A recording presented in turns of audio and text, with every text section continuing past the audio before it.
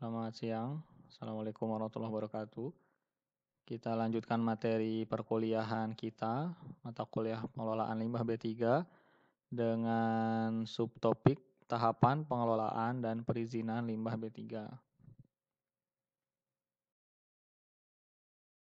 Adapun capaian pembelajaran mata kuliah kita adalah mahasiswa mampu menjelaskan tahapan pengelolaan dan perizinan limbah B3. Sesuai kontrak kuliah ya, pertemuan keempat. Nah, kita coba throwback dulu tentang pengelolaan limbah B3 itu apa. Jadi aktivitas manusia ya, baik melalui industri, rumah tangga, dan lain sebagainya, itu ada yang menggunakan bahan awalnya tuh bahan B3.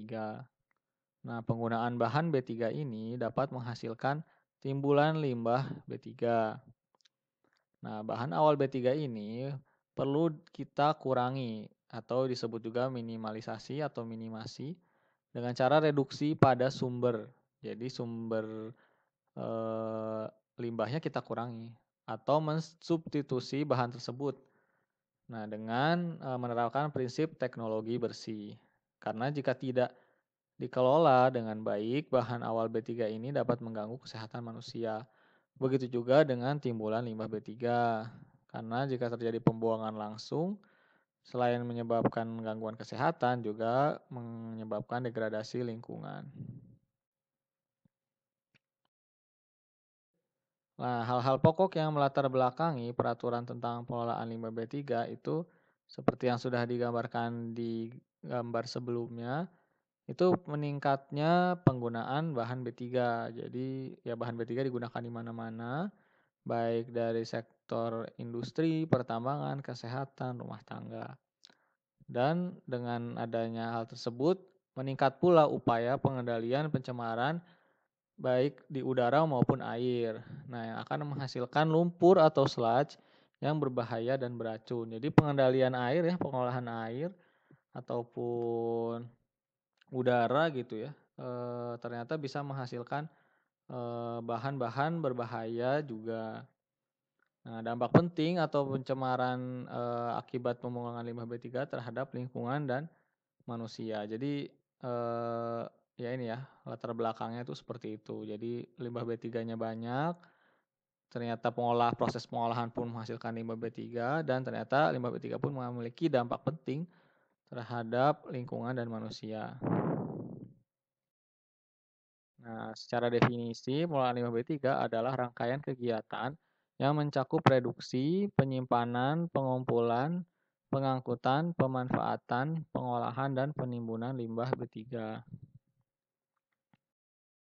Nah, ini prinsip ya, prinsip pengelolaan limbah B3 itu prinsip cradle to grave, di mana yang kita awasi adalah limbah B3 dari semenjak dia dihasilkan hingga dia ditimbun.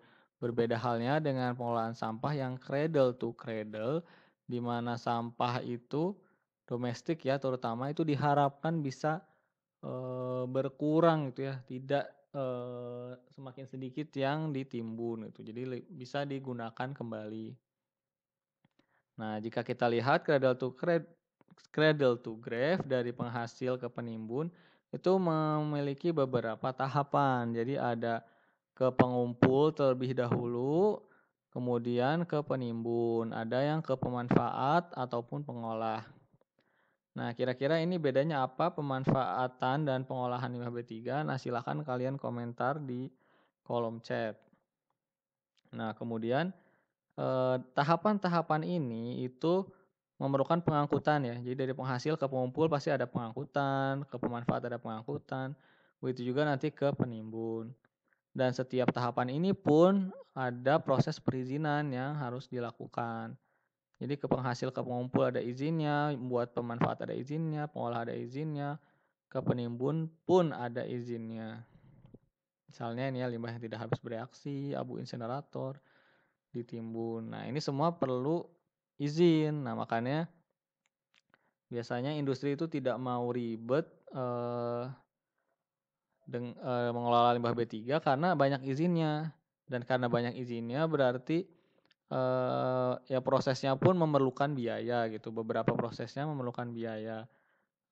dan itu tidak, apa ya, bisa dikatakan, ya kalau yang namanya industri kan nggak mau ribet ya, inginnya simpel-simpel saja. Nah, biasanya terjadi penyelewengan perizinan, misalnya ditimbun sembarangan, kerjasama dengan pihak ketiga yang nakal, tidak sesuai prosedur, penyuapan, dan sebagainya. Nah, penjelasannya tadi, Cradle to Grave dalam pengawasan kegiatan pengelolaan limbah B3 adalah limbah B3 selalu diawasi mulai dari saat dihasilkan sampai dengan tujuan akhir pengelolaannya. Kemudian setiap limbah B3 harus memiliki tujuan akhir pengelolaan. Jadi harus jelas ketika dihasilkan nanti ditimbun akhirnya itu di mana. Kemudian setiap pelaku kegiatan pengelolaan limbah B3 harus memenuhi ketentuan dan persyaratan yang ditetapkan, termasuk memiliki izin sesuai kegiatan pengelolaan limbah B3 yang dilakukan. Secara khusus, mekanisme pengawasan perpindahan limbah B3 dilakukan melalui sistem notifikasi dokumen limbah B3. Jadi ada dokumen yang namanya manifest, nanti kalian coba lihat ya. Dulu dokumennya offline ya, berkas, tapi sekarang semuanya serba online, ada barcode dan segala macamnya. Silahkan cek di situs KLHK ya, seingat saya di situ setahu saya ada.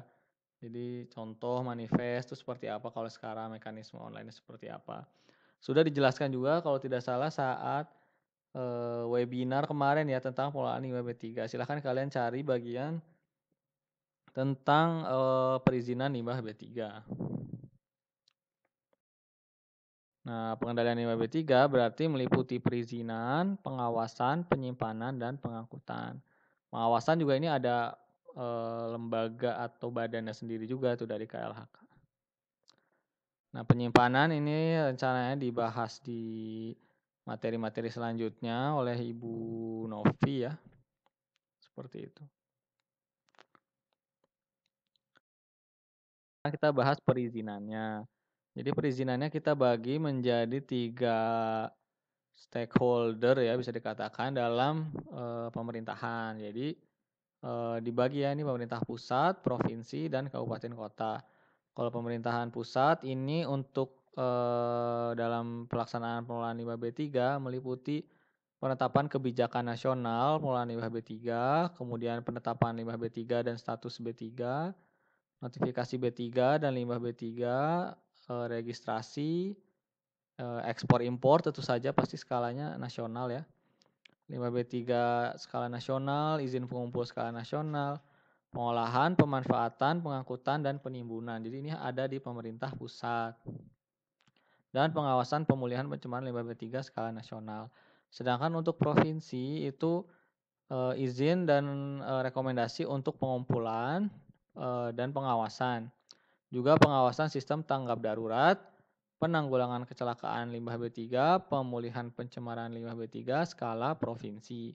Sedangkan pemerintahan kabupaten kota itu untuk izin penyimpanan, izin lokasi, dan pengawasan. Begitu juga pengawasan dalam sistem tanggap darurat. Dan tentunya skalanya kabupaten atau kota.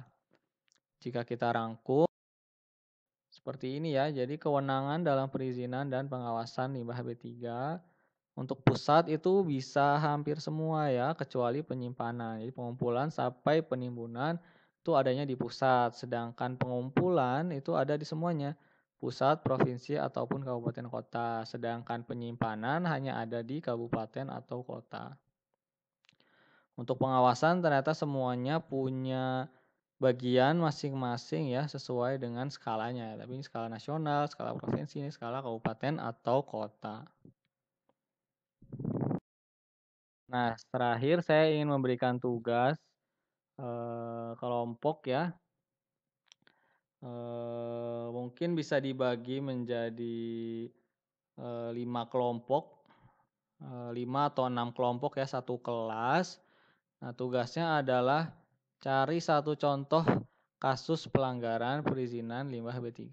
Nah, tentu saja kasusnya harus berbeda ya setiap kelompok. Kemudian kalian jelaskan kasus tersebut itu seperti apa, analisis pasal apa saja yang dilanggar, berdasarkan aturan apa. Misalnya ini melanggar undang-undang atau melanggar PP. Kemudian analisis solusi menurut kelompok dan jadikan undang-undang sebagai referensi ya, sesuai undang-undang yang berlaku. Nah, buat dalam bentuk PowerPoint ya, buat dalam bentuk PowerPoint dan lampirkan foto kalian ketika berdiskusi. Baik itu dengan Google Meet atau Zoom, silakan lampirkan di slide kalian. Deadline-nya Senin ya, 12 Oktober 2020 pukul 23.59. Oke, mungkin itu saja untuk hari ini. Jika ada yang ditanyakan, silahkan disampaikan di Classroom ya. Oke, itu saja dari saya. Wassalamualaikum warahmatullahi wabarakatuh.